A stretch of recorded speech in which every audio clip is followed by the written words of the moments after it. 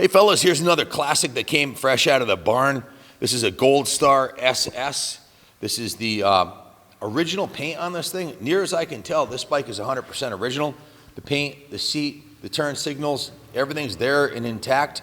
It's gonna need a restoration. It's been sitting in the barn for probably 20 years.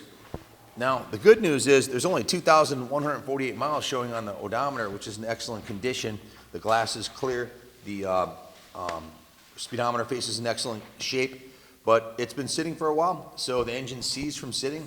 But without low miles on it, it should be all the engine internals, the transmission, the cylinder, everything should be in good condition. The valve train, because it's got no miles on it. The muffler's got some rust issues, as you can see, but the head pipe appears to be in good condition. The fork system here, the fork chrome is serviceable. Everything's there. The only items that are missing on this bike, near as I could tell, are the two clamps that hold the wheel on the front and the exhaust shield, heat shield. So, excellent candidate for restoration. It's 100% complete with low miles on it. Would you like to add anything about this bike here? Yeah, this is just a really cool piece. I know Doc had mentioned before that these motors shine up like a gem. Those are his exact words, actually.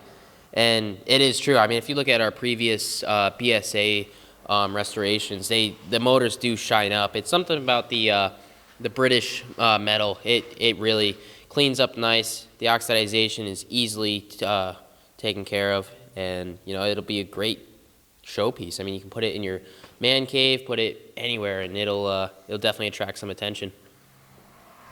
Yeah, I'd say the retail values, what these are bringing restored, and for good original complete bikes, plenty of room for some sweat equity to do a real serious restoration and see a return on investment. This is a big bore thumper. This is the original thumper, really. It's a 500cc single cylinder. They had a 441 version they made racing bikes out of. Lots of performance parts and performance know-how exists on these motors. It is the 500 SS model, which I guess stands for Super Sport, and it had the high pipe, kind of an on-off-road version. The front fender is a little bit higher off the wheel, the high pipe. So this was the kind of like the Triumph 500 Enduros from that era. This was BSA's single-cylinder version. Definitely with 2,000 miles on it, the engine internals should be great.